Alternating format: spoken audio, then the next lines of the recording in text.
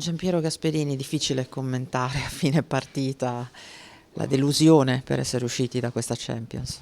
Sì, beh, è chiaro, è normale, ci sta. La Champions, come dico sempre, è la competizione anche degli episodi e noi in queste due partite sicuramente gli episodi tanti non sono stati positivi per noi, non solo per la bravura indubbiamente dell'avversario che ha tutto insomma, il rispetto e il merito di quello che ha messo in campo, però noi abbiamo sbagliato veramente tante opportunità.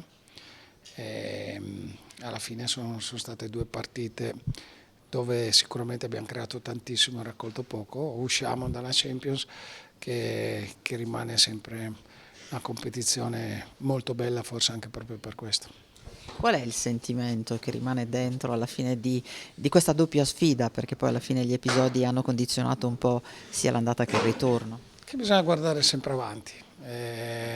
La squadra ha dato tutto, in alcuni momenti ha subito, ha avuto difficoltà, ma in tanti momenti alla fine la partita poteva prendere tante pieghe, sicuramente finire il primo tempo 3-0 non ci sta.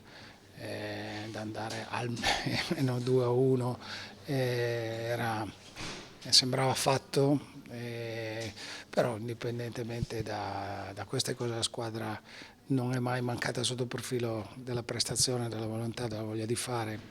È chiaro che poi dopo conta realizzare e questo è quello che valorizza tutto, poi altrimenti si vede in modo negativo.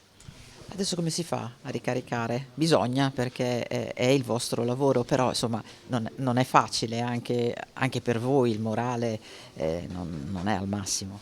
Ma noi siamo a 51 punti dopo 25 partite, quindi abbiamo ancora 13 gare da giocare, insomma c'è chi sta peggio.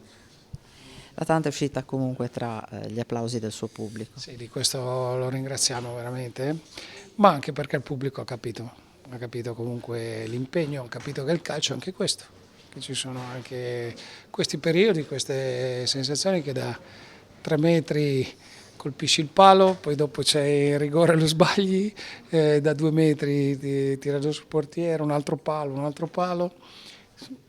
Questo bisogna anche accettarlo e il pubblico in questo è stato veramente gratificante per la squadra.